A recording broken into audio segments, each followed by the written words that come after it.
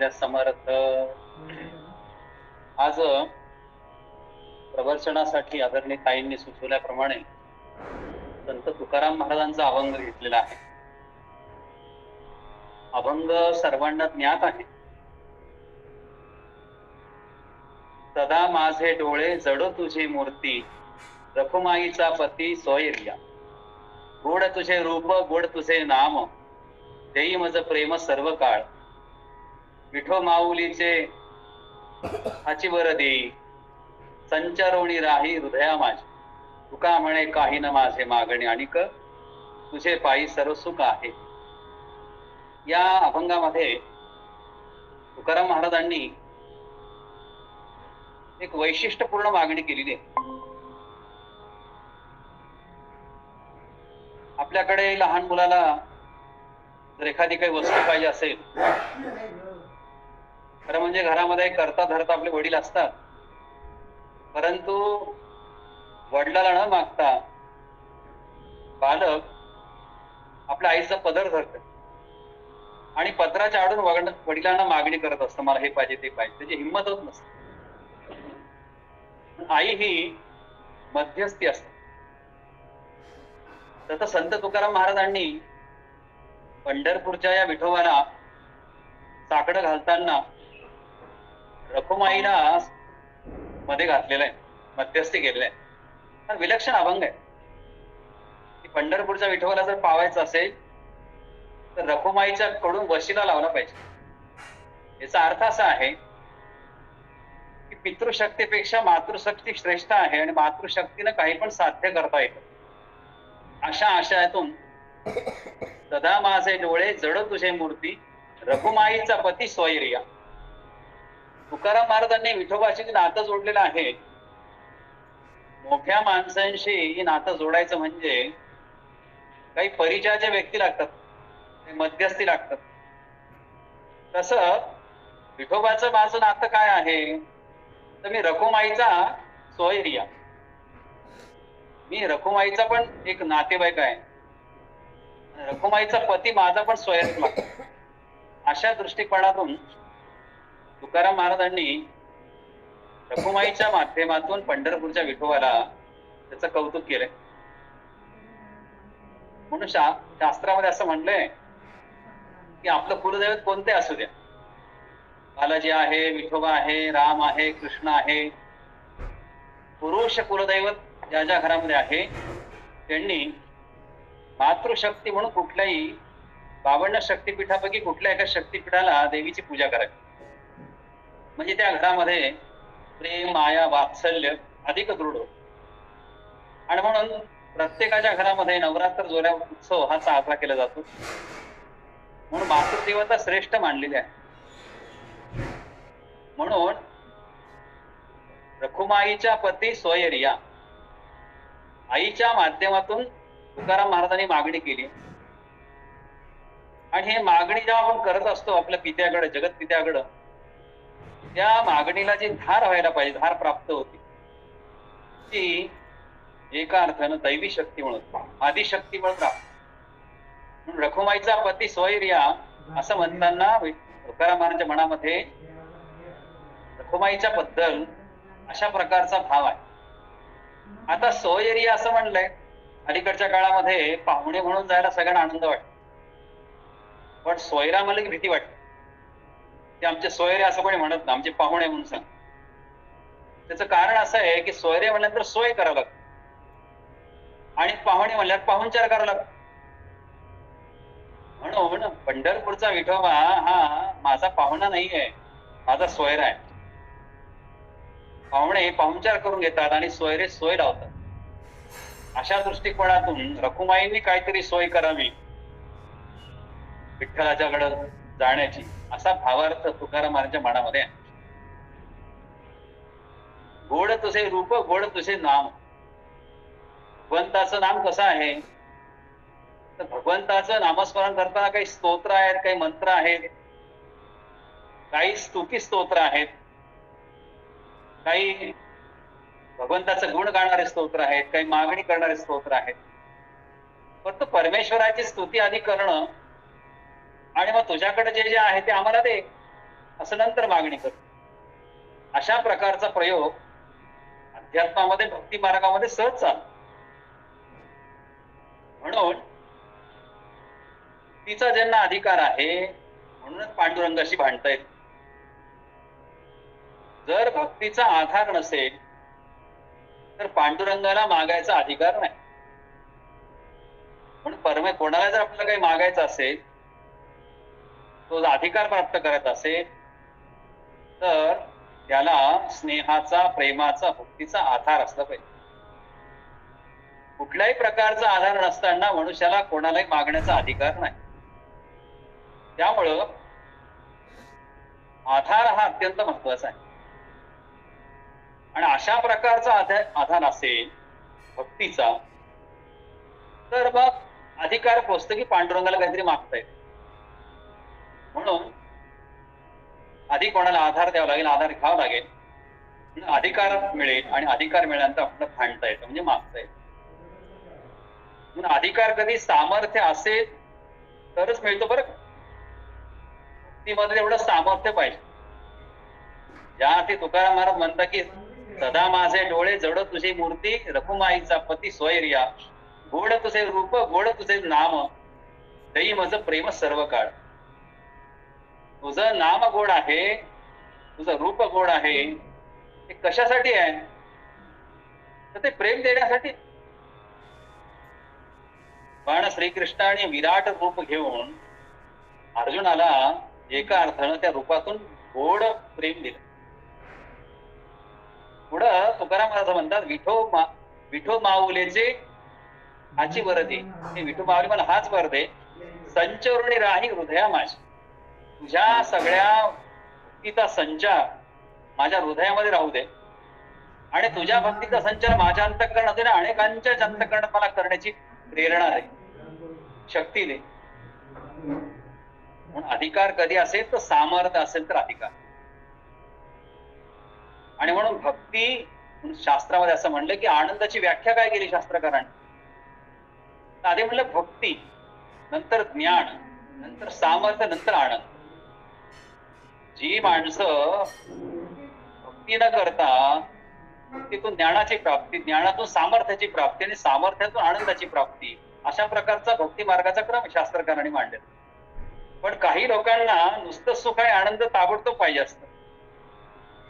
ते जरी मिळालं तर ते टिकत नाही. म्हणून भक्तीशिवाय ज्ञान नाही, ज्ञानाशिवाय सामर्थ्य नाही आणि सामर्थ्याशिवाय आनंद नाही.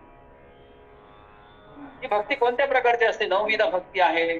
शास्त्रकारांनी दहावी भक्ती सांगितली, राष्ट्रभक्ती. म्हणून या सगळ्या भक्तीच्या मार्गामधून ज्ञानप्राप्ती, ज्ञानातून सामर्थ्याची प्राप्ती, सामर्थ्यातून आनंद. एखाद्या पहिलवानाला सामर्थ्यामुळे आनंद असतो, एखाद्या संशोधकाला संशोधन केल्यामुळे आनंद असतो. अशा प्रकारचं सामर्थ्य हे आनंद देणार असत.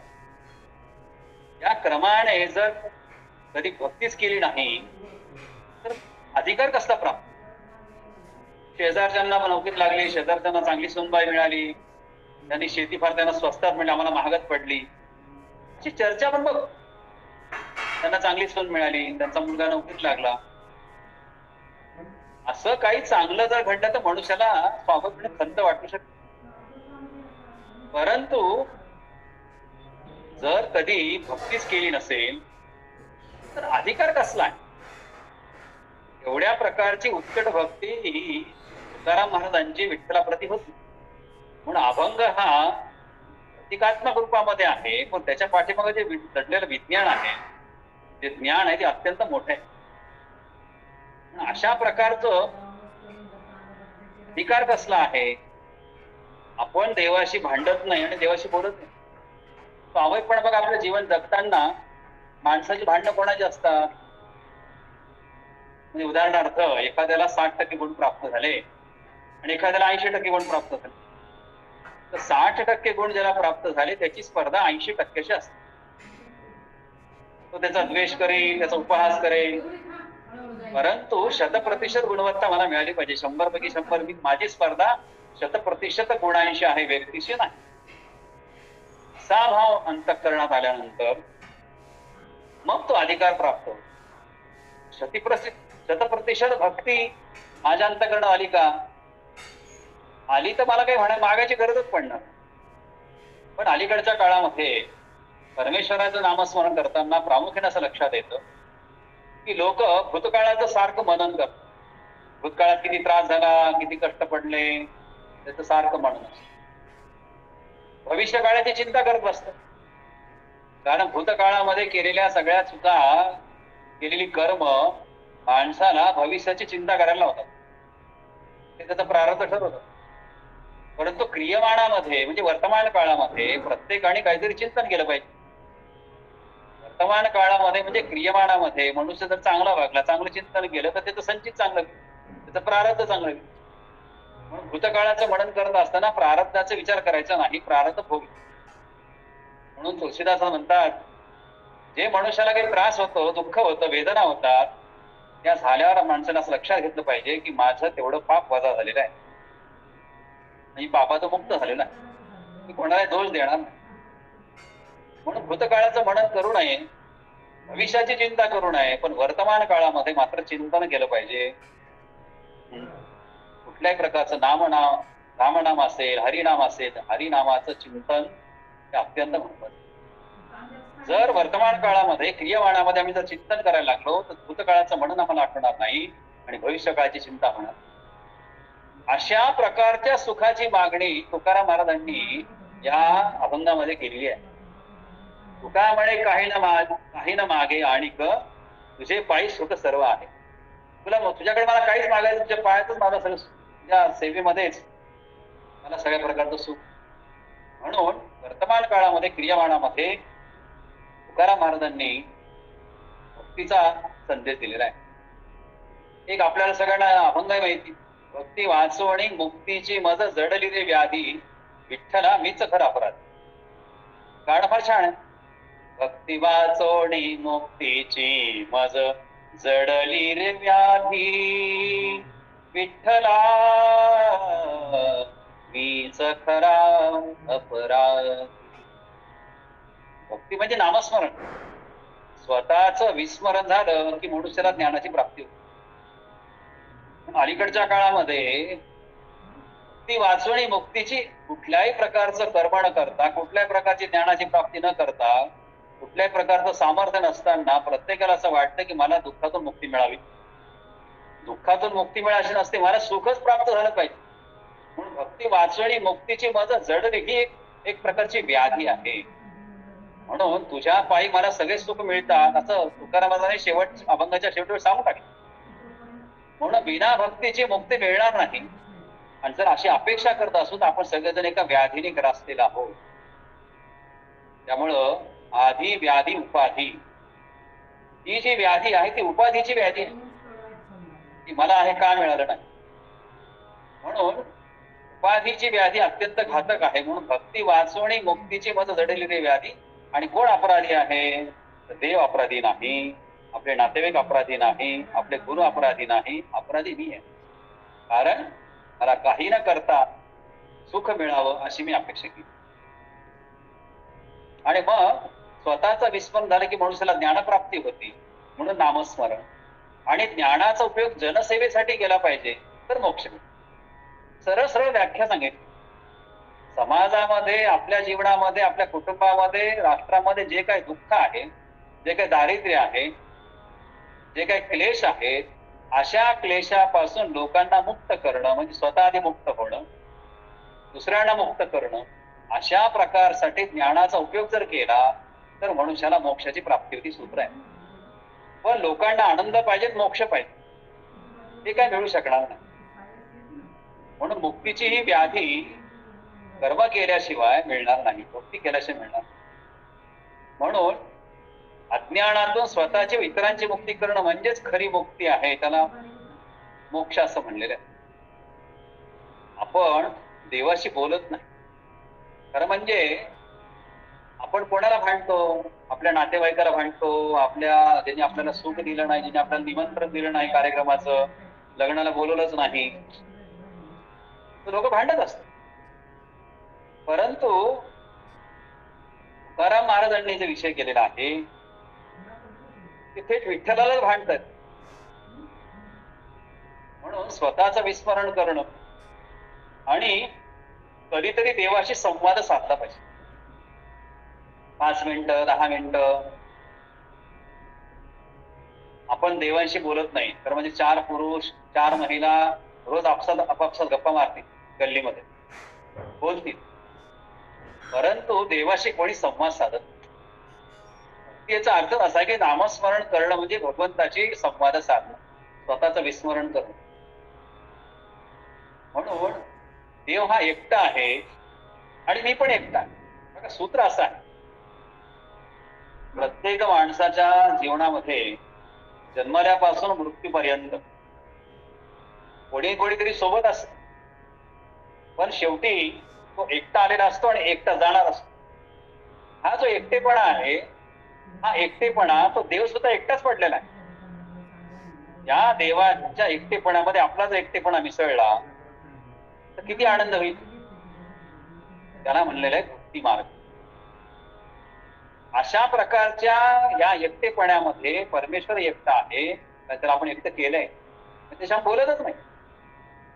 नामदेव विठ्ठलाशी बोलला, तुला जेवावं लागेल.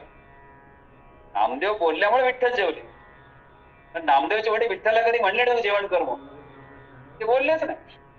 नामदेवाचे वडील तर विठ्ठलाला बोलले असते कदाचित की तुम्ही जेवा, तर जेवणही असते. आता आपण कोणाकडे गेलो म्हणले जेवा, नाही म्हणतात, म्हणजे चहा घ्या म्हणलं तर घेणार, नाही म्हटलं तर कसं घेणार. त्यामुळे परमेश्वराशी बोललं पाहिजे, कारण परमेश्वर वाट पाहतोय आपली. तुकाराम महाराजांनी ज्या अभंगामध्ये वर्णन केलेलं आहे की त्यांची मानसिकता आणि त्यांची जी इच्छा आहे तो लक्षात घेतला पाहिजे की देव वाट पाहतोय आपल्याला बोलण्याची. जनाई मला हाक मारेल दळण दळण्यासाठी, नामदेव मला घास भरवेल, अशी परमेश्वराला अजूनही अपेक्षा आहे. आपण नको त्याला हाका मारतो संकट काळी, नको त्याच्या पुढे पुढे करतो, पण आत्मविश्वासाने परमेश्वराच्या पुढे पुढे जर केलं यश मिळेल. असं म्हणलं की युगी 28 विटेवरी उभा. 28 युगापासून हा पांडुरंग विठ्ठल हा उभा आहे पंढरपूरला विटेवर. आरतीमध्ये आपण म्हणतो युगी 28 विटेवर उभा. तो त्या विटेवर उभा राहून वाट बघतोय पुंडलिकाची. त्याला आस लागलेली आहे. एक पुंडलिक आला होता, त्यानं मला वीट टाकली उभा राहायला, आणि अशा प्रकारचा पुन्हा एखादा पुंडलिक येतो का? कोणी जनाबाई मला आवाज देईल का? कोणी नामदेव मला घास भरवायला येईल का? खऱ्या अर्थानं भक्ती मार्गामध्ये भावनाप्रत होणं, भावयुक्त भक्ती असल्यामुळे काल्पनिक काही नाही. त्यातला मतितार्थ आपण सगळ्यांनी लक्षात घेण्याची आवश्यकता अशी आहे की 28 युग तो उभा आहे. तो असं म्हणतो की कोणी आता पुंडलिक येईल का? पण त्याला पुंडलिक कसा पाहिजे? त्याला पुंडलिक पाहिजे तो आई वडिलांची सेवा करणार. आई वडिलांची सेवा करताना मध्ये काही वेळ मिळाला तर मला आवाज दे, म्हणजे आलो तर मला वीट दे उभा राहायला. अशा प्रकारचा पुंडलिक गेल्या 28 युगामध्ये पुन्हा आलेला नाही कोणी. तर अशा प्रकारचा पुंडलिक मला होता येईल का? मग अशा प्रकारचा पुंडलिक झालो तर मग मला विठ्ठलाकडे मान आहे, त्याजवळ मला सुख आहे. त्याचं वैशिष्ट्य शास्त्रकार असं म्हणतात की आधारा वाचून आधेय असू शकत नाही. आधेय म्हणजे जशी पृथ्वी आपल्याला हवेमध्ये तरंगताना दिसते, हवेमध्ये म्हणण्यापेक्षा मध्ये लटकलेली आहे, ती आधारामुळे लटकलेली आहे परमेश्वराची. पण आधारा वाचून आधेय असू शकत नाही. जगामध्ये आधारा वाचून कोणीही आधेय राहू शकत नाही. प्रत्येकाला काहीतरी आधार लागतो. तो आधार बळकट असायला पाहिजे, निरंतर असायला पाहिजे, निश्चल असायला पाहिजे, शाश्वत असायला पाहिजे.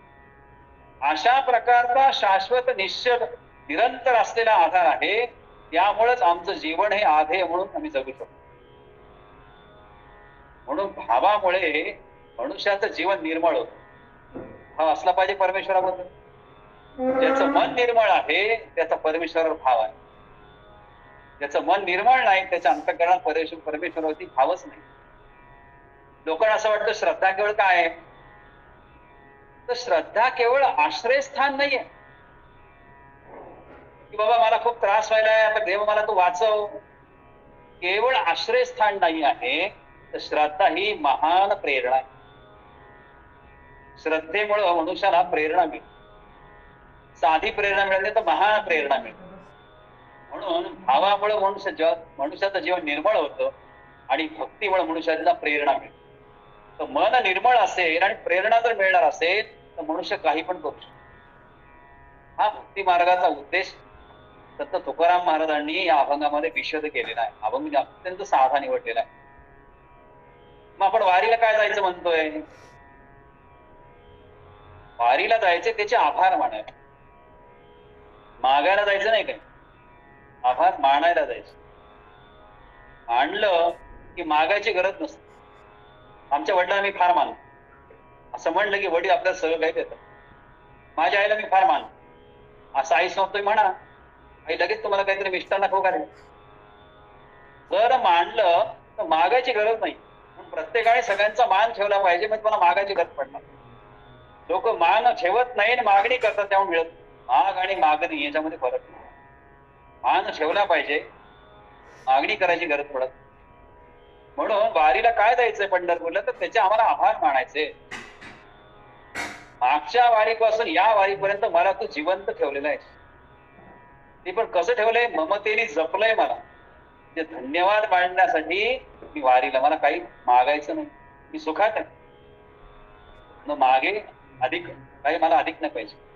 म्हणून मागच्या वारीला मी आलो होतो आणि या वारीला मी आलेलो आहे ते मी तुला काही मागण्यासाठी आलेलो नाही. मी तुला तुझे आभार व्यक्त करणार आहो की गेल्या वारीपासून या वारीपर्यंत मला तू ममतेनं जपलेला आहे, वात्सल्याने माझं पाठपोषण केलेलं आहे, संकट काय तुम्हाला वाचवलेलं आहे.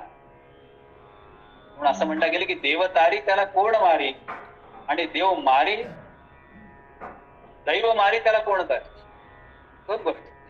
देव तारी त्याला कोण मारी आणि दैव मारी त्याला कोण तारी. दैव म्हणजे कर्म. कर्म जर चांगलं व्हायचं असेल तर भक्ती मार्ग स्वीकारला पाहिजे, भावयुक्त भक्ती केली पाहिजे. म्हणजे दैव आपला मारत नाही. दैव म्हणजे नशीब, देव म्हणजे प्रारब्ध, देव म्हणजे कर्म, देव म्हणजे पूर्वसंचित. म्हणून दैव मारी त्याला कोण तारी आणि देव तारी त्याला कोण मारी. म्हणून देवाच्या अधीन जायचं का दैवाच्या अधीन जायचं हा प्रश्न आपल्याला सगळ्यांना. म्हणून कर्म चांगलं करावं लागतं, म्हणजे देव तारी त्याला कोण मारी होऊ शकतं. कर्म जर खराब केलं तर दैव मारी त्याला कोणी न तारी. हा मूळ भक्ती मार्गाचा गाभा तर तुकाराम महाराजांनी अभंगात विशद केलेला आहे. तरी श्रीहरी पावी जेतो स्वभाव असं रामदास स्वामी म्हणतात आणि तुकाराम महाराज असं म्हणतात, संचोरणी राही हृदया माशी. संचरोणी म्हणजे तुझा संचार माझ्या हृदयामध्ये राहावा. याचा अर्थ काय? तरी श्रीहरी पावी जेतो तो स्वभाव. समर्थांनी सांगितलेलं वाक्य आणि संत तुकाराम महाराजांनी सांगितलेलं वाक्य, राष्ट्रगुरु तुकाराम महाराजांनी, अत्यंत समान आहे भक्ती मार्गाच्या बाबतीत. पण हरी तरी श्री हरी पावी जेतो स्वभावे संचरोणी राही हृदया माझी. हे परमेश्वरा, हे भगवंता, तुझा संचार माझ्या हृदयात नित्य राहू दे. म्हणजे मी तुझ्यासारखं वागे, तुझ्यासारखं बोले, तुझ्यासारखं कर्म करेन. काया वाचा मनाने तुझी बुद्धी मला मिळू दे. आपण तर विचार केला आपल्याकडे मागणीची यादीच असते. आपल्याला जर कोणी बोलवलं की तुमचं काय अपेक्षा आहे, उद्या तुम्ही सांगा उद्या लग्नाची बोला झाली आहे आणि बोला झाली तुमच्या अपेक्षा सांगा. मनुष्याला काय मोठा अभिमान वाटतो. मनुष्यात आपली यादीच असते काय मागणी. मुख्यमंत्र्याकडे जायचं, मंत्र्याला तर मागणीच असते. काही मिळणार असेल तर लोक यादीच करतात मागणीची. आणि मग कुठे गेलो तरी काय करतो आपण, मागतोच. म्हणून तुकाराम महाराज म्हणतात की संचरोणी राही हृदया माझी. मी कुठे जरी गेलो तरी तुझ्या विचाराचा भाव मी अनेकांच्या हृदयामध्ये घालेल आणि माझ्या हृदयात तो कायमच राहील. अशा प्रकारचा संचार तू माझ्यामध्ये कर. मी तुझ्या विचारांचा घेऊन संचार करेल सगळीकडे, कारण तो सगळा विचार माझ्या अंगामध्ये संचारत आहे. तर जुन्या काळामध्ये संचार करून तर अंगात येतात, तसा परमेश्वर अंगात आला पाहिजे. ती मागणी केली. खरं म्हणजे असा विचार जर केला तर संसाराची थोडी फाटकीच आहे आपली. कारण संसारानं काय दिलं आपल्याला, तर संसार ही व्यवस्था आहे. मंदिर व्यवस्था आहे, भक्ती हा मार्ग आहे, परमेश्वरी साध्य. तसं प्रपंच करावा नेटका मग परमार्थ विवेक. मनुष्याला परमार्थामध्ये विवेक जर पाहिजे असेल तर त्याला संसार चांगला केल्याचा अर्थ असा की संसार म्हणजे व्याप्ती संसाराची. पती पत्नी म्हणजे संस्कार नाही, मुलं, नातेवाईक, शेजारी पाजारी, समाज, पशु पक्षी, प्राणी या सगळ्यांना सांभाळणं म्हणजे संसार आहे. संसार करा नेटका परमार्थ विवेका. परमार्थाचा विवेक प्राप्त करायचा असेल संसार नेटका गेला पाहिजे. परंतु संसाराची थोडी फाटकी असल्यामुळे संसाराने आपल्याला काय दिलं? तुकाराम महाराज म्हणता लटिका व्यवहार सर्व हा संसार वाया गेला सार हरी विना. हा जो संसारी मला जी व्यवस्था करून दिली देवाणी, की कार्यक्रम होणार आहे, व्यवस्था सगळ्या झालेल्या आहेत आणि वेळेवर कीर्तन करणारा, प्रवचन करणारा, भाषण करणारा आलाच नाही, तर त्याला काय अर्थ आहे? लटिका व्यवहार हा संसार लटिका व्यवहार आहे, लटकलेला आहे, शाश्वत नाहीये. वाया गेला सार हरी विना. जर हरीच नसेल तर संसार वाया गेला, व्यवस्था सगळ्या कोलमट. मनुष्याला सायुज मुक्ती जर मिळत नसेल, तो जर कोणाचं दुःख दूर करू शकत नसेल तर त्याच्या संसाराला अर्थच काय? ब्रह्मचारी लोकांचं आणि वानप्रस्थी लोकांचं पोषण करणं हे गृहस्थ असणाऱ्या लोकांचं जबाबदारी आहे. संसार त्या अर्थाने म्हणतात तुकाराम महाराज. लटिका व्यवहार सर्व हा संसार वाया गेला सार हरी विना. त्याच्यामध्ये हरीच नाही, राम नाही. हरी जर नसेल संसार वाया गेला. पुढे असं म्हणतात एका जनार्दनी हा संसार खोटा, हरिभक्ती करा तेने नोहे तोटा. महाराज म्हणणं असं आहे की हा संसार खोटा आहे, पण हरिभक्ती केले तर नोहे तोटा. खोटा आणि तोटा हा जो जोड तुकारामाने सांगितला आहे तो अत्यंत वैशिष्ट्यपूर्ण. संसार खोटा कसा आहे? एखादं नाट्य आहे, एखादा चित्रपट आहे, त्या नाटकामध्ये चित्रपटामध्ये भूमिका दिली, वडिलाची भूमिका आहे, आजोबाची भूमिका आहे, आईची भूमिका आहे, मुलाची भूमिका आहे. नाटक संपलं की त्या भूमिका संपल्या. दुसऱ्या नाटकामध्ये दुसरी भूमिका. या नाटकामध्ये वडील होतो, दुसऱ्या नाटकामध्ये मी मुलगा आहे, तिसऱ्या नाटकामध्ये मी पाहुणा आहे, चौथ्या नाटकामध्ये मी मामा आहे. पण मला जो माझ्याकडे जी जबाबदारी दिलेली आहे संसाराची, ती हरिभक्ती असली पाहिजे. मी का पार पाडायची? आपल्याला नाटक नाही पाडायचंय. लक्षात. लोकांना असं वाटतं की संसारात खूप कंटाळा आलेला आहे, मुलं त्रास देत आहेत, आयुष्यभर कष्ट करावं लागतात, आता सोडून दिलं पाहिजे, आता संन्यास घेतला. संन्यास घेणं म्हणजे वैताग नाही, वैराग्य. सगळ्या प्रकारची व्यवस्था चांगली असताना मी ती सोडून बाहेर निघालो, याला वैराग्य म्हणतात. आणि माझी व्यवस्था होत नाही म्हणून मी चाललो, याला वैताग असं म्हणतात. लोक जास्त वैतागलेले आहेत. वैराग्य अंतःकरणात काहीच नाहीये. त्यामुळं हा कोणा टीका म्हणून नाही, वास्तवता आहे समाजात. तुम्ही आम्ही सारखेच आहोत. म्हणून नाटकामधली भूमिका यशस्वी करायची आहे, नाटक पाडायचं नाहीये. एक गंमत अशी आहे की रामायण नावाचे एक नाटक होतं. तुम्ही खेडेगावामध्ये नाटक बसवायचे आणि नेमकं त्या नाटकामध्ये जो हनुमान नावाची भूमिका करणारा जो व्यक्ती होता तो आजारी पडला. आता नाटक मंडळीचे लोक निघाले गावावर फिरायला किंवा स्थानिक लोकांना संधी द्यावी नाटकामध्ये. लोकांचं असं वैशिष्ट्य असतं की स्थानिक लोकांनी गाणं म्हणावं, स्थानिक लोकांनी एखादं भजन म्हणावं, त्याची प्रतिष्ठा असते. जसं ग्रामदैवत असत. मग या नाटक मंडळीनं गावामध्ये शोध घेतला. एका ठिकाणी त्याला एक डोंबाऱ्याचा मुलगा दिसला, तरुण होता, दोरीन उड्या मारायच्या, कोलंड्या उड्या मारायच्या. त्याला विचारलं काय पैसे मिळतात? मला ₹1 ₹2 मिळतात त्या काळामध्ये. ते म्हणले आम्ही एका उडीचे 100 रुपये देऊ. आमच्यासोबत चल. त्याला कुठं उडी मारायची? मग सांगतो कुठून मारायची. मग अशा डोंबाऱ्याच्या मुलाला या नाटक कंपनीनं रामायण नाटकात आणलं. सगळा प्रसंग झाले, रामाला वनवासात पाठवायचे प्रसंग आला आणि आता लंका जाण्याची वेळ आली. लंकेवर हनुमानने उड्डाण करायचं. त्या नाटकामध्ये जो हनुमानाचा रोल करणारा डोंबाऱ्याचा मुलगा होता तो उडी मारत होता कोलांड्या उड्या. दिग्दर्शक पडद्याच्या मागून त्याला सांगतो अजून मोठी उडी मार. तो बिचारा उड्या मारून मारून थकला. शेवटी त्याने भर नाटकात सांगितलं हे तुमचं शेपूट आणि 100 रुपये परत मी चालतो. गमतीचा भाग सोडला, कर्तव्याची भावना काय, नाटक पडलं नाही पाहिजे. पण इतका वैताग नाही आला पाहिजे की बा 100 रुपये घे तुझे, मला देणार होता ते, आणि तुझे हे शेपुटे घेऊन टाक, नको मी उड्या मारत नाही.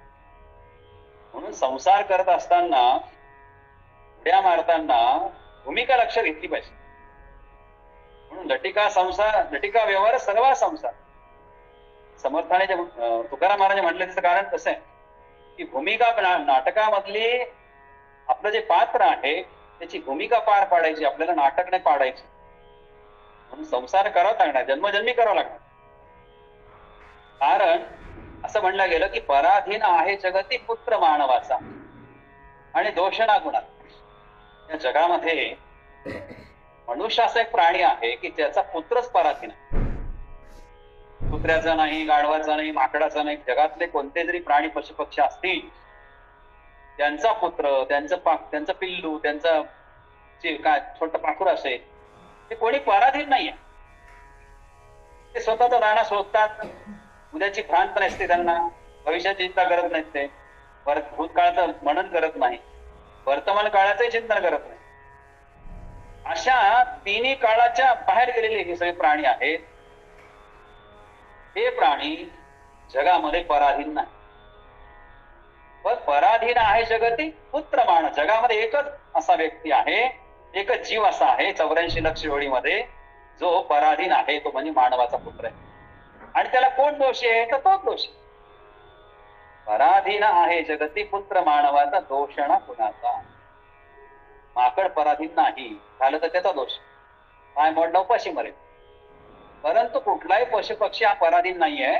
फक्त जगामध्ये 84 लक्ष योनीमध्ये मनुष्य हा पराधीन आहे.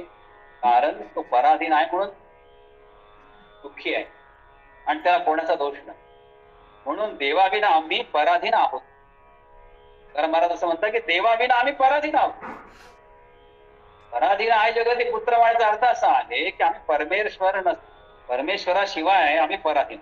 कारण जो देवाच्या अधीन आहे देव पण त्याच्या अधीन होतो. लक्षात घ्या, जो व्यक्ती देवाच्या अधीन आहे त्याचा पण देव अधीन होतो आणि फक्त सांगेल तसं देव करतो.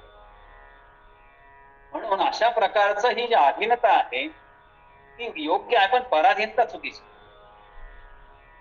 म्हणून काही लोक व्यसनाच्या अधीन जातात. का जातात? काही जण समाजातल्या वाईट गोष्टीच्या अधीन जातात. त्याचं कारण असं आहे की ते परमेश्वराच्या अधीन जात नाही. ते जर परमेश्वराच्या अधीन गेले तर परमेश्वर सुद्धा त्यांच्या अधीन जातो.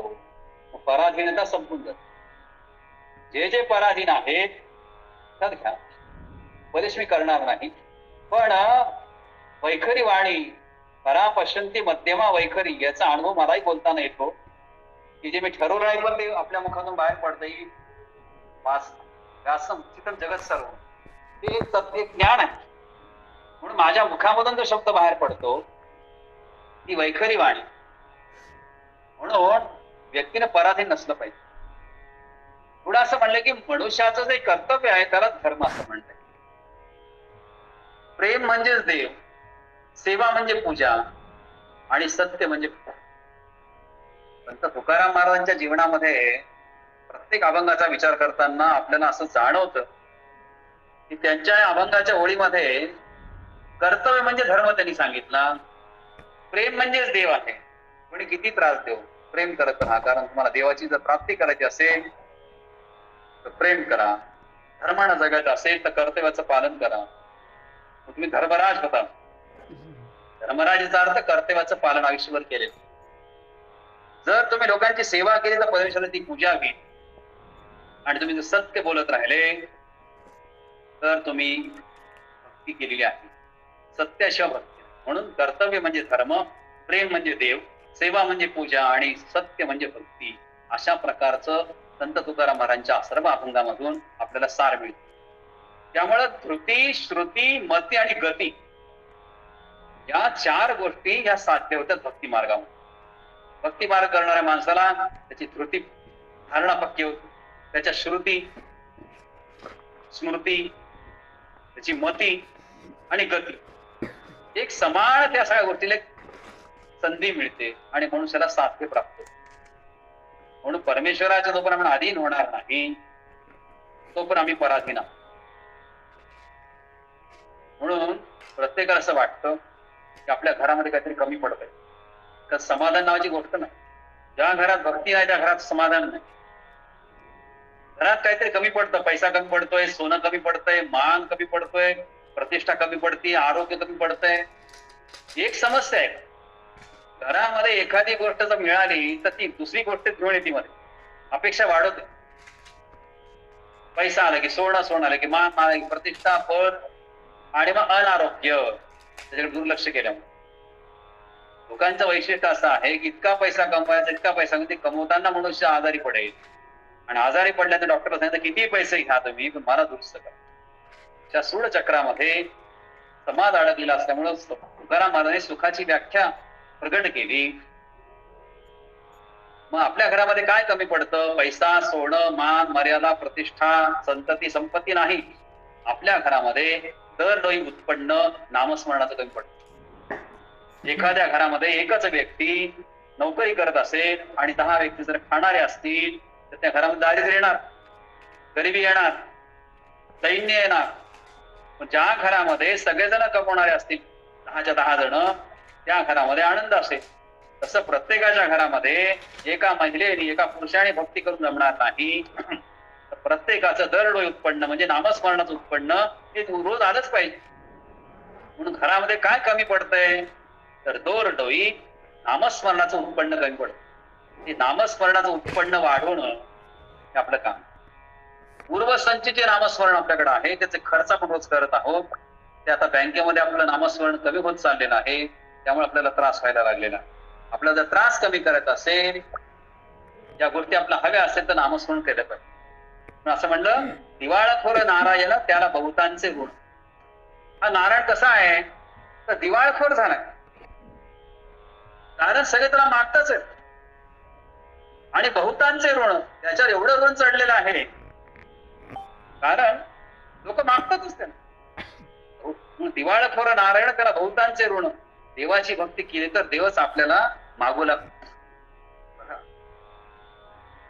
देवाला सगळेजण मागतात, पण देवाची भक्ती अशी केल्यानंतर देव आपल्याला एवढं सामर्थ्य देतो की आपल्याला देव मागतो मला द्या.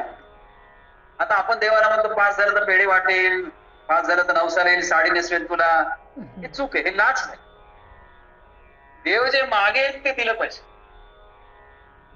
न मागता देणं म्हणजे हे लाच देण्यासारखं. तसं नाही करत. म्हणून आपण देवच आपल्याला मागू लागतो आणि मग आपण दान द्यायला सुरुवात. दान देणं सोपं आहे का? पहिल्यांदी भक्ती मार्गामुळे मनुष्याच्या अंतःकरणामध्ये दया उत्पन्न होते कोणाबद्दल. मग असं वाटतं एखाद्या व्यक्तीला मला ड्रेस घेऊन द्यायचा, एखाद्या मला जेव घालायचं आहे, तर मनुष्य आपल्या सुखांचं दमन करतो आणि मग दान करतो. अंतःकरणात दया उत्पन्न होणं, सुखांचं दमन करणं आणि कोणाला काहीतरी वस्तू देणं, त्याला खरं दान म्हणजे सत्पात्री दान म्हणतात. मी 1 लाख रुपये भ्रष्टाचार केला आणि त्यातले 50,000 वाटतोय, याला दान नाही म्हणतात. भक्ती मार्ग यासाठी आहे की दानाची व शुद्धी झाली पाहिजे. म्हणून दया, अंतःकरणात दया उत्पन्न करण्यासाठी भक्ती मार्ग. तीर्थयात्रा कशासाठी? दया उत्पन्न झाली म्हणजे अंतःकरण. दयानंतर मनुष्य सुखांचं दमन करतो आणि मग दान करतो. हा क्रमिक विकास प्रत्येकाचा आहे. आणि म्हणून भक्ती मार्गाचं वैशिष्ट्य असं आहे की भक्तीचं नियोजन, आयोजन, प्रयोजन करावं लागतं. कीर्तन ठेवावं लागतं, प्रवचन ठेवावं लागते, दिंडी काढावं लागते, वारीला जावं लागतं. हे सगळं आयोजन, नियोजन आणि प्रयोजन कशासाठी आहे? सगळ्यांनी भक्ती मार्गाने जावं.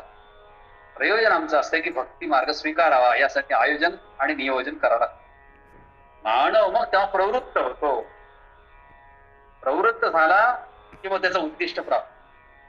मानसाला प्रवृत्त करण्यासाठी, भक्तीसाठी प्रवृत्त करण्यासाठी आयोजन आणि नियोजन करावं लागतं. भक्ती जागृत होणं हेच प्रयोजन आपलं असल्यामुळे तो प्रवृत्त होतो आणि त्याचं उद्दिष्ट प्राप्त होतो. म्हणून तो साध्य होतो, त्याचं उद्दिष्ट साध्य होतं. आणि उद्दिष्ट साधण्याचं वैशिष्ट्य त्यांनी सांगितलंय की भक्ती कशी आहे? ती भक्ती ज्ञान आणि संस्कार युक्त असते. ज्ञानी तर असलंच पाहिजे. भक्ती केल्यावर मनुष्य ज्ञानी होतो, भक्ती केल्यावर मनुष्य संस्कारित होतो. विना भक्ती मनुष्य संस्कारित होणार नाही. सुसंस्कारासाठी भक्ती आवश्यक आहे आणि ज्ञानासाठी सुद्धा भक्ती आवश्यक. भानुदास महाराज म्हणून गेले, आपल्या सगळ्यांना माहिती असेल. एकनाथ महाराजांचे पंजोबा. देव प्रसन्न झाला आणि हात जोडून त्याला म्हणाला त्या स्वप्नामध्ये की मला तुमच्या कुळात जन्म घेऊ द्या. बघा, भानुदास महाराजांच्या स्वप्नामध्ये पांडुरंग आला आणि सांगितलं, भानुदास महाराज म्हणजे एकनाथ महाराजांचे आजोबा पंजोबा. एकनाथ महाराजांच्या पंजोबाच्या स्वप्नामध्ये तो प्रसन्न झाला आणि हात जोडून म्हणाला मला तुमच्या कुळात जन्म घेऊ द्या. शुद्ध बीजापोटी फळे रसाळ गोमट. आणि मग भानुदासाच्या कुळी महाविष्णूचा अवतार असं म्हणलं. या भानुदासांच्या कुळामध्ये महाविष्णूचा अवतार झाला तुमचे एकनाथ महाराज. असं म्हणलं गेले धन्य ती वंशलता तिची सेवा भागवत धर्माकरिता. अशा प्रकारच्या वंशलता या देशात महाराष्ट्रात निर्माण झाल्या की तिने केलेली सेवा ही भागवत धर्माकरिताच होती. असं म्हणलं की धन्य ती वंशलता, वंशाची वंशावळ तिची सेवा फक्त भागवत धर्माकरिता. अन्य कोणासाठी कुटुंबाची सेवा करत बसले नाही, भागवत धर्माची. कारण ती वंशलता तशी आहे, धन्य झालेली वंशलता आहे, धन्य झालेली वेल आहे. तुकोबांची गाथा जेव्हा देहूच्या लोकांनी इंद्राने बुडवली तर तुकाराम महाराज भांडत बसले नाही लोकांशी. माझ्यावर का अन्याय केला, तुमचं काय वाकड केलं. झगडा नाही, संघर्ष नाही. त्यांनी आपल्याला न्याय मिळावा म्हणून देवाला भांडायला सुरुवात केली. तुकाराम महाराज देवाला भांडत होते कारण त्यांचा तेवढा आधार होता, अधिकार होता. सत्यनिष्ठा, पावित्र्य आणि निस्वार्थ वृत्ती हीच खरी मनुष्याची संपत्ती आहे. म्हणून शास्त्रामध्ये असं म्हणलेलं आहे की सत्यनिष्ठा आणि पावित्र्य आणि निस्वार्थ बुद्धीचा असेल तर अशा या भक्तीचा परिणाम होत असतो. श्रद्धेची व भावाची दोन रूप आहेत भक्तीच्या मार्गामध्ये. सत्यनिष्ठा असणं, पावित्र्य असणं आणि निस्वार्थ बुद्धी असणं. मग तुकाराम महाराज म्हणतायत विठ्ठलाला तूच माझ्या स्वप्नात आला आणि मला म्हणाला नामे देवे केले स्वप्न माझी जागी. नामदेवाने जे केलं आहे तू मला म्हणलं की तू पुढे कर म्हणून शतकोटी अभंगाची संकल्प पूर्ण केला आहे विठ्ठला. मी का तुझ्याकडे आलो नव्हतोस, तूच माझ्याकडे मागायला आलास. आणि तू काय सांगितलं मला की नामदेवांचं स्वप्न पूर्ण कर, शतकोटी अभंग झाले पाहिजे. तूच लिहून घेतलेस बाबा माझ्याकडून, मी नाही केलं. मला सांगितलं लिहायला पण मी नाही केलं. बघा, कर्तव्य पार पाडले पण त्याचा कर्माचा लाभ घेत नाही तुकाराम महाराज. तूच लिहून घेतलेला आहे आणि तूच बुडवलेलं आता. लिहून घेतलं तूच आणि बुडवलं तूच. आता तूच तारलं पाहिजेस. मी काय करणार? येऊन तू घेतलं, पाण्यात तू बुडवलंस, आता तुला हे तारलं पाहिजे, त्याला वाचवलं पाहिजे. अशा प्रकारे तुकाराम महाराजांनी व्याकुळतेने पांडुरंगाचं भजन केलं, भांडायला सुरुवात केली. भांडणं म्हणजे काय असतं? भांडण तू कोणाशी माणूस भांडतो? ज्याच्याकडून आपल्याला प्रेम वात्सल्य मिळते त्याशी माणूस भांड. रस्त्यावर कोणी चालला अनोळखी म्हणून त्याला कोणी भांडत बसतं, भांडणाला राहता नसतं. म्हणून बहीण भाऊ भांडणं करतात का? तर त्यांचं प्रेम असतं. नवरा बायको भांडणं का करतात? त्यांचं प्रेम असतं. शाश्वत प्रेमाशिवाय भांडण होतच नसतं. म्हणून सगळ्यांनी लक्षात ठेवलं पाहिजे की भांडणं झाले तरी आपलं प्रेम आहे. लोक विसरतात. पती पत्नीचं भांडणं घराघरात चालू. मी पण परवा जवळपास एक 70-80 केस सॉल्व्ह केला, काउन्सिलिंग केलं, समुपदेश. रोज भांडण आहेत. वडिलाचे मुलाचे भांडणं आहे, पती पत्नीचं भांडणं तर कळसच आहे. परंतु जिथे भांडणं आहे त्याच्या पाठीमागं निश्चिम प्रेम आहे ईश्वराचं, हे लक्षात घेतलं पाहिजे. तर भांडणं विकतील. पण परमेश्वराला जे प्रेम मानतच नाही त्यांची भांडणं घटस्फोटापर्यंत जातात, जीवन संपून जात. म्हणून प्रेम आहे म्हणून भांडण आहे आणि भांडण आहे म्हणून प्रेम. म्हणून माणसाने असं जीवन जगावं की आपली तक्रार परमेश्वराकडे कोणी करू नये. लक्षात घे. पण मस्त खूप चांगला वागतो, आपल्याला पाहिजे ते मिळालंच पाहिजे, आपण लगे आग्रह करून आहेर करून घेणार, पैसे मिळवणार, असं म्हणलं की भ्रष्टाचार कोण करत नाही ज्याला संधी मिळत नाही. संधी मिळाली की मनुष्य वाईट वागणारच. म्हणून असं म्हणलं गेलं की माणसानं असं जीवन जगलं पाहिजे की आपली तक्रार कोणी परमेश्वराकडे केली. आपली जर तक्रार परमेश्वराकडे गेली तर तुम्हाला कोर्ट पण वाचवणार नाही. धर्म सिद्धांतच आहे. न्यायालय वाचवणार, राजकीय लोक वाचवणार नाही. त्या पद्धतीने करण्याची आवश्यकता. पुन्हा असं म्हणलं की देवाला काय वाटेल एवढं प्रत्येक नाही करत. पाहुण्यांना काय वाटेल, नातेवाईकांना काय वाटेल, लोक काय म्हणतील, लोक काय ज्ञानेश्वरांना सोडलं नाही, तुकारामाला काय सोडलं. म्हणून लोक काय म्हणतील ते सोडतात, देवांना काय वाटेल एवढाच विचार केला पाहिजे आणि देवाची मर्जी सांभाळली पाहिजे. इथं तर अर्धी मर्जी बायकोची सांभाळण्यात जाते आणि अर्धी मर्जी साहेबाची सांभाळण्यात जाते. पूर्ण आयुष्य मर्जी सांभाळण्यात जातं, पण विठ्ठलाची पांडुरंगाची मर्जी सांभाळावी. कारण असं म्हणले, राघवे सागरात पाषाण कार्य रे तैसे तुकोबाचे अभंग कार्य. जस समुद्र सेतू बांधताना, ते सेतू बांधताना सगळेजण दगड टाकत होते, राम म्हणून टाकत होते, दगड बुडत होता. प्रभू रामचंद्राने दगड उचलला आणि टाकला, बुडाला. त्याला आश्चर्य वाटलं राव की मी माझं नाव घेऊन लोक दगड टाकायला लागले, दगड तरंगत, मी टाकला का तरंगतो, तरंगत नाही. कोणीतरी असं म्हणलं की तुमचं नाव घेतल्याशिवाय दगड तरंगत, आणि ज्यानं रामाला सोडलं तो बुडतोच. रामाला कधी सोडू नका, रामनाम सोडू नका, नामस्मरण कधी सोडू नका. राघवे सागरात पाषाण तारिये तैसे तुकोबाचे अभंग तारिये. काय कसं विशेषण दिलंय व्याकरणामध्ये. रामचंद्राचे दगड तरले तसं तुकोबाचे ग्रंथ पाण्यात तरले.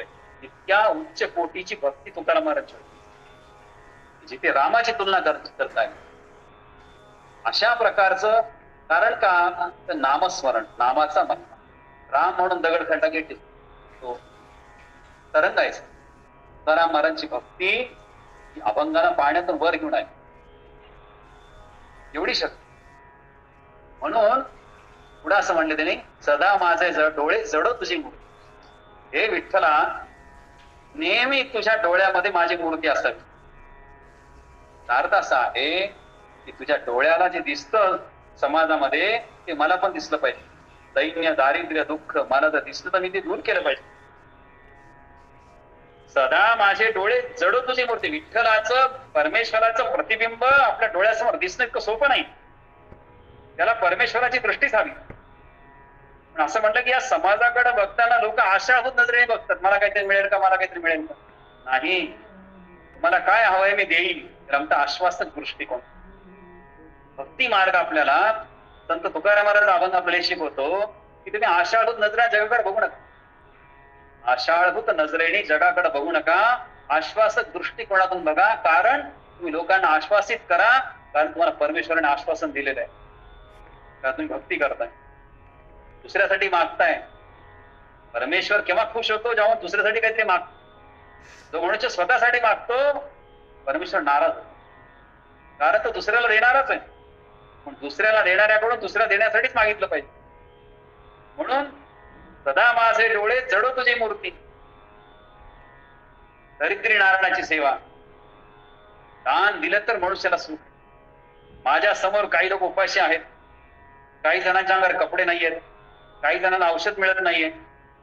असे विवेकानंद असं म्हणायचे, रामकृष्ण मिशनची स्थापना केली आणि त्यांनी, रामकृष्णांचे गुरु होते, त्यांच्या नावाखाली त्यांच्या मृत्यूनंतर रामकृष्णांच्या, विवेकानंद लोकांची सेवा केली, रामकृष्ण मिशन. आणि विवेकानंद असं म्हणायचे की दरिद्र नारायणाची सेवा म्हणजे नारायणाची सेवा, ईश्वराची सेवा. हा जो दरिद्री नारायण असं म्हणले की आमचा जो समाज आहे हा दरिद्री झालेला आहे, आणि त्याला जर आम्ही काही दिलं तर ते नारायणाला आनंद होईल. म्हणून मी असं म्हणेल की माझ्यासमोर एखादा भुकेला असेल, एखादा दरिद्री असेल, तर मी माझ्या देवाला त्या अवस्थेत बघतो. आणि अशा प्रकारचं माझ्या देवाला आवडणार नाही की जे मी दुःख आणि दारिद्र्य माझ्या डोळ्याने बघतो. कारण सदा माझे डोळे जडो तुझी मूर्ती. तुझी जर मूर्ती माझ्या डोळ्यासमोर असेल तर माझ्या डोळ्यासमोर की मला दुःख बघायला जाणार नाही, मी मदत करेन. अब्राहम लिंकन त्यांच्या अधिवेशनाला चालले होते, संसदेचं अधिवेशन होतं, आणि कारमध्ये जाताना बघितलं एका ठिकाणी एक डुक्कराचं पिल्लू एका चिखलामध्ये फसलं, त्याला बाहेर निघता येतं, ओरडत होत. त्याने ड्रायव्हर गाडी थांबवायला सांगितले. अब्राहम लिंकन खाली उतरले आणि त्या डुकराच्या पिल्लाला त्या चिखलातून वर काढून त्याला मुक्त केलं. पिल्लू निघून गेलं. अब्राहम लिंकनच्या अंगावर काही चिखलाचे शिंतोडे उडाले. तसेच ते सिनेटमध्ये गेले, संसदेमध्ये गेले, त्यांचं भाषण झालं, चर्चा झाली, आणि लोकांना कळले की डुकराच्या पिल्लाला वाचवलं, फार मोठं काम केलं. 2-4 जणांनी त्यांचं कौतुक केलं भाषणामध्ये. अब्राहम लिंकन असं म्हणाले की मी डुकराला वाचवलं, ते डुकराला आनंद नाही मिळाला असं, पण मला ते जेव्हा अडकलं होतं त्याचं दुःख माझ्या अंतःकरणात, माझ्या अंतःकरणाचं दुःख मी दूर केलेलं आहे. मला एवढंच समाधान, बाकी काय. मी डुकराला वाचवलं त्याची मला प्रशंसा नको, डुकराला काय वाटलं त्याचं मला म्हणणं, पण त्याचं दुःख माझ्या अंतःकरणात पोचत होतं. मी माझ्या मनातलं दुःख दूर करण्यासाठी मी त्याला वाचवलं. प्रत्येकाने ईश्वराची भक्ती करत असताना लोकांचं दुःख दूर करताना माझ्या अंतःकरणात दुःख दूर केलं. अंतःकरणात दुःख कधी येईल तर मनुष्य अंतःकरणात दया उत्पन्न, दया उत्पन्न होण्यासाठी भक्ती मार्ग सांगितला. देवाला दया घणा म्हणतो आपण, कृपा घणा म्हणतो, अरे पण आपण कधी दया करणार. म्हणून दरिद्राची सेवा कशी करायची, वंचितांची सेवा कशी करायची, तर म्हणलं अन्नदान. जो वंचित आहे, वंचित शब्द लक्षात ठेवा, संचित लोकांना द्यायचं नाहीये. लोकांनी फार संचय करून ठेवलाय. पहिली पंगत श्रीमंताची असती सप्ताहाला, काल्याचं कीर्तन, श्रीमंताची पहिली पंगत. नाथाने तसं नाही केलं. गरिबांची पंगत, वंचिताची पहिली पंगत. वंचित लोकांना अन्न देऊया, वंचित लोकांना जलदान करा, वंचित लोकांना अन्नदान करा, पाणपोई करा, वंचित लोकांना रक्तदान करा, वंचित लोकांना नेत्रदान करा, वंचित लोकांना वस्त्रदान करा, वंचित लोकांना देहदान करा, आणि वंचित लोकांना धनदान करा, आणि राष्ट्रासाठी जीवनदान. हे जे दान आहे, हे जर दान केलं तर जगामध्ये दानादान होणार. ही सुखाची व्याख्या तुकारामाने या अभंगामध्ये मांडली. लक्षात, तसं आपलं चिंतन तसं आपल्याला कळतं. दान दिलं तर सुख आहे. दरिद्र लोकांना जर आपण दान दिलं तर माझ्यावर देव प्रसन्न होईल, कारण सदा माझे डोळे जड तुझी मूर्ती. माझ्या डोळ्यात जर तुझीच मूर्ती असेल तर मला ती दृष्टी प्राप्त झाली पाहिजे, आश्वासक दृष्टिकोनातून. म्हणून हा अर्थ सोपा नाहीये अभंगाचा.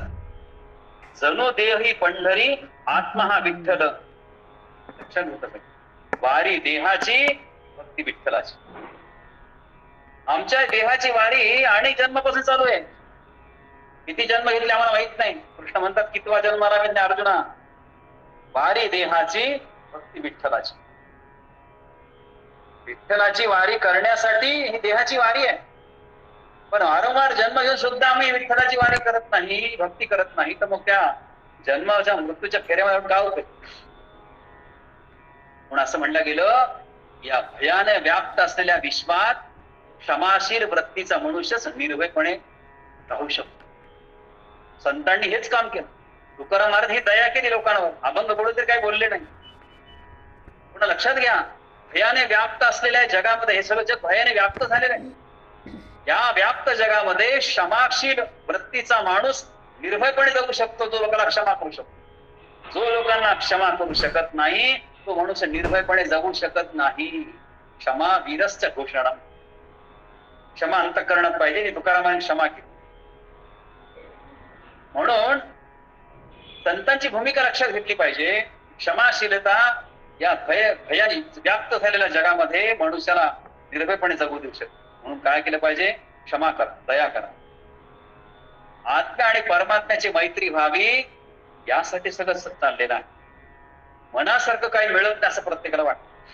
माझ्या मनासारखं नाही मिळत तर अजिबात नाराज होऊ नका, कारण देव तुम्हाला तेच देणार आहे जे तुमच्यासाठी आणि आपल्यासाठी चांगलं असणार. किती समाधान मांडलं पाहिजे. भक्ती मार्गात समाधान प्राप्त. मनासारखं काही मिळालं नाही तर अजिबात नाराज होऊ नका, कारण देव तुम्हाला तेच देणार आहे जे तुमच्यासाठी आणि आमच्यासाठी चांगलं असणार आहे. जे चांगलं ते देव देणार. म्हणून असं म्हणलं गेलं, भक्ती जर प्रवासामध्ये केली तर यात्रा होती, पण यात्रेला गेल्याने भक्तीच नाही केली तर नुसता प्रवासच होईल. भक्ती भोजनात केली तर प्रसाद पण. हॉटेलमध्ये खात फिरला कशाची भक्ती आहे. भक्ती भुकेत केली, भूक लागली, भुकेची भक्ती केली तर उपवास होतो. भक्ती घरामध्ये केली तर घराचं मंदिर बनतं. आणि देण्यासाठी दान असेल, घेण्यासाठी ज्ञान असेल, आणि त्यागासाठी अभिमान असेल. हा, भक्ती प्रवासात केली तर यात्रा बनते, भक्ती भोजनात केली तर प्रसाद बनतो, भक्ती भुकेत केली तर उपवास होतो, भक्ती घरात केली तर देवा घराचं मंदिर होतं. देण्यासाठी दान आहे, घेण्यासाठी ज्ञान आहे, आणि त्याग करण्यासाठी अभिमान.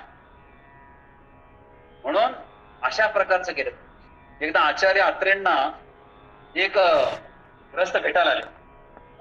आणि त्या युवकाने म्हणलं की आचार्य आचार्य फार विद्वान आहात, शूर आहात, तुमच्या पुढे वाघ आला तुम्ही काय करतात? आचार्य आचार्य 10 मिनिटं क्षणभर थांबले आणि म्हणाले, काय करतो वाघ करेल, मी काय करणार? एवढी श्रद्धा आत्रेंच्या भाषेमध्ये होती. विरोधात्मक प्रश्न विचारला तरी आत्रेंना छान उत्तर छान दिलं की जे करतो वाघ करेल, मी काय करणार? म्हणजे परमेश्वरावर लक्ष असलं पाहिजे. म्हणून भागवत धर्म सांगितला आहे, तेवढा सांगून मी माझं प्रवचन संपवणार आहे. जोडून या धन उत्तम व्यवहार आहे, उदासपणे वेच करी. तुका म्हणे काही न मागे आणि क तुझ्या पायी सर्व सुख आहे. या 2 ओळीचा अर्थ लक्षात घेतला पाहिजे. अभंगामधल्या तुका म्हणे काही न मागे आणि क तुझ्या पायी सर्व सुख आहे, असं कधी होऊ शकतं? तर त्यांनी सांगितलंय, जोडून या धन उत्तम व्यवहारे उदास विचारे वेच करी. अत्यंत चांगल्या मार्गाने धन गोळा करायचं आणि अत्यंत उदासपणेचा अर्थ की अत्यंत मनामध्ये लोभ न ठेवता लोकांना देऊन टाकायचं. उत्तमाची गती तो एक पावेल. मनुष्याचा उत्तम गती असते, त्याला उत्तम गती तो पावेल, पतित होणार नाही. लक्षात ठेवा, आपल्याला पतित व्हायचं नाही, पावन व्हायचं. उत्तम गती तो एक पावेल, उत्तम भोगील जीव खाणी. त्याचं जीवन अत्यंत सुखी होईल. उत्तम भोगील जीव खाणी. परोपकारी नेने परनिंदा. लोकांना परोपकार करा. परोपकारी नेने परनिंदा. लोकांची निंदा करू नका. परस्त्रिया सदा बहिणी माय. तुकारामांचे वाक्य लक्षात ठेवा. कशामध्ये सुख आहे? पर उपकारी नेने परनिंदा. परस्त्रिया सदा बहिणी माया. भूतदया गायी पशूंचे पालन. 84 लक्ष जीवांचं पालन करा, सांभाळ करा. भूतदया, भूतमात्रांवर प्रेम करा. पंचमहाभूतावर प्रेम करा. आपत्तीचे वायू पृथ्वी आकाशांचं रक्षण करा. प्रदूषण होऊ देऊ नका. भूतदया गायी पशूंचे पालन. तहानेल्या जीवन वनामाशी. शांती रूपे नव्हे कोणाचे वाईट. विचार करा, जो मनुष्य शांत आहे, कोणाचं वाईट चिंतत नाही, वाढवे महत्व वडिलांचे. अरे हा मुलगा शिव्या देतो, चोऱ्या करतो, मोठ्या माणसाला उद्धटून बोलतो, त्याच्या वडिलांचा उद्धार होतो. याची वडिलाची खराब असते. तुकाराम महाराज म्हणते खरं सुख कशामध्ये आहे? शांत रूपे नव्हे कोणाचे वाईट. वाढवी महत्व वडिलांचे. तो वाईट वागणार नाही, त्याच्या वडिलांचं महत्व वाढेल. तुका म्हणे हे जी आश्रमाचे फळ. सुख कुठं पाहिजे? ग्रहस्थाश्रमात पाहिजे सुख आपल्याला. ब्रह्मचाराच्या सुखाची अपेक्षा नाहीये, संन्यासाच्या सुखाची अपेक्षा नाहीये, वानप्रस्थाश्रमामध्ये सुखाची अपेक्षा नाहीये. सुखाची अपेक्षा ग्रहस्थाश्रमामध्येच आहे. म्हणून तुकाराम महाराज म्हणतात, तुका म्हणे हे जे आश्रमाचे फळ. हे 4ही आश्रम जे आहे त्याचं एकच फळ आहे, परमपद बळ वैराग्याचे. जर या 4ही आश्रमाचं फळ काय आहे तर परमपद, उच्च पद प्राप्त करायचे, समाधान, बळ वैराग्य. वैराग्यामुळेच हे बळ प्राप्त होते. परमपद प्राप्तीसाठी एकच मार्ग आहे, वैताग नाही, तर वैराग्य आहे. तुका म्हणे काही न मागे आणि क तुझ्या पायी सुख सर्व. अशा प्रकारचा भागवत धर्म तुकाराम महाराजांनी मांडला. तो अनेक अभंगातून मांडला. त्यातल्या या 3ऱ्या अभंगाचं विवेचन करण्याची संधी आदरणीय ताईंनी मला दिली. त्यांच्या ठिकाणी आभार मानतो. आपण सगळेजण विद्वत परिषद आहे आपली सगळी. महाराज थोडस आता आपलं परवा दिवशी कार्यक्रम आहे, त्या संदर्भात थोडस तुम्हाला आहे ना पॅम्पलेट पोहोचलंय ना, थोडस त्या कार्यक्रमासंदर्भात आणि आपल्या दिंडी संदर्भात थोडस बोलावं असं माझी इच्छा आहे. आपल्या या सगळ्या रघुनाथ फाउंडेशनचा वर्धापन दिन संपन्न होतोय. वर्धापन दिन असा अर्थ असा आहे की कामाचं वर्धन व्हावं, वर्धिष्णू व्हावं. वर्धिष्णू हे झालं पाहिजे आणि ते समूहाने करावं लागतं. संघ शक्ती कलयुगे. भगवान श्रीकृष्ण असं म्हणाले की आता एकटा अवतार येणार नाही, समूहाने आपल्याला काम करावं लागेल तर धर्माची प्रस्थापना होऊ शकते. धर्म संस्थापनार्थाय संभवामी होते. तर अशा प्रकारचं समूहाने काम करावं लागेल. आणि आपण सगळ्यांनी लक्षात घेतलं पाहिजे. मी विनंती करणार सगळ्यांना निम्रपणे की आपण जे हे रघुनाथ फाउंडेशन जे आपण ऑनलाईन जे प्रबोधन सुरू केलेलं आहे, आणि कीर्तनकार प्रवर्तन या ठिकाणी आपलं विवेचन करतात, ही फार मोठी हे स्वर्ग सुख आहे. अशा प्रकारचं विवेचन प्रत्येकाला जगण्यासाठी प्रेरणा देतं.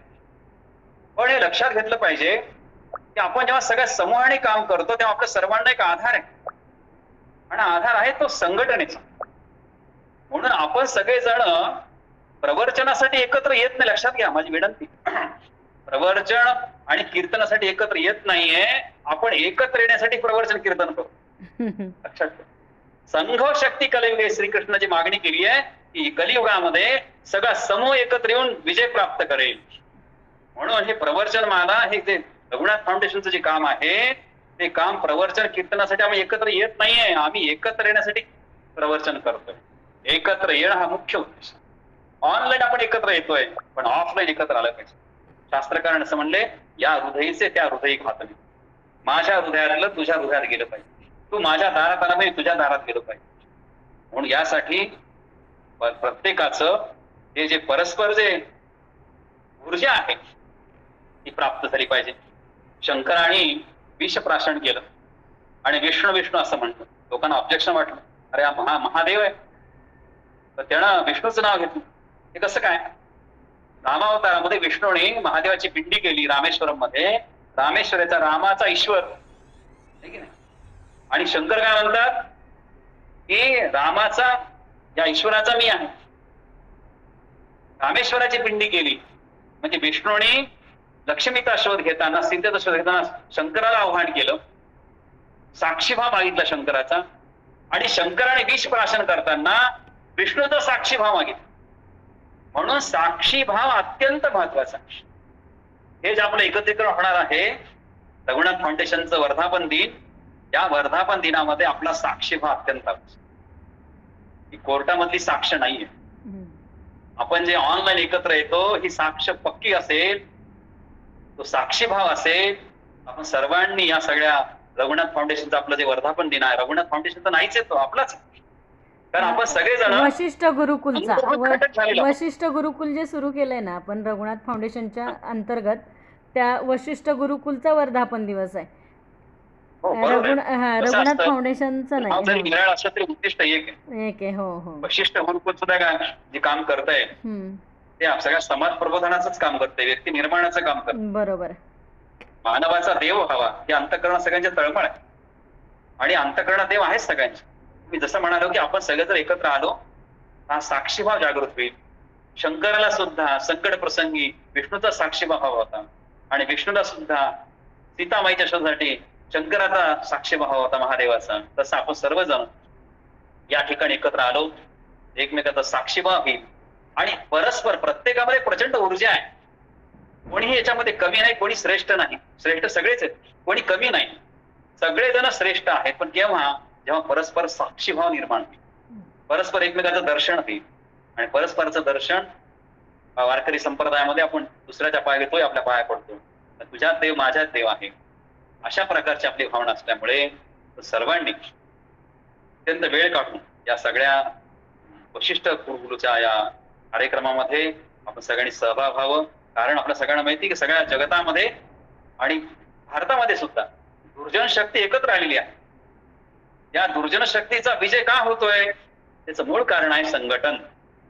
जे जे संघटित होईल ते पुढे जाणार आहे. म्हणून सज्जन शक्तीचा संघट अत्यंत आवश्यक आहे. जे समाजामध्ये दुःख आहे, दैन्य आहे, दुर्जनता वाढलेली आहे, त्याचं मूळ कारण आहे की दुर्जन सक्रिय आहे आणि सज्जन सक्रिय नाही. म्हणून सज्जनांनी सृजन झालं पाहिजे, सक्रिय झालं पाहिजे, तर कुठली गोष्ट यशस्वी होती. आणि आपण नेहमी दररोज एकत्र येतो, पण 365 दिवसापैकी एक दिवस मात्र आपण साक्षी भावासाठी सगळ्यांनी एकत्रित यावं, अशा प्रकारची मी आपल्याकडे विनंती करतो. या ठिकाणची सेवा मला करण्याची संधी दिल्याबद्दल आदरणीय ताईंचं आपल्या सर्वांचं ऋण व्यक्त करतो आणि थांबतो. धन्यवाद. पसायदान कोण घेत आहे?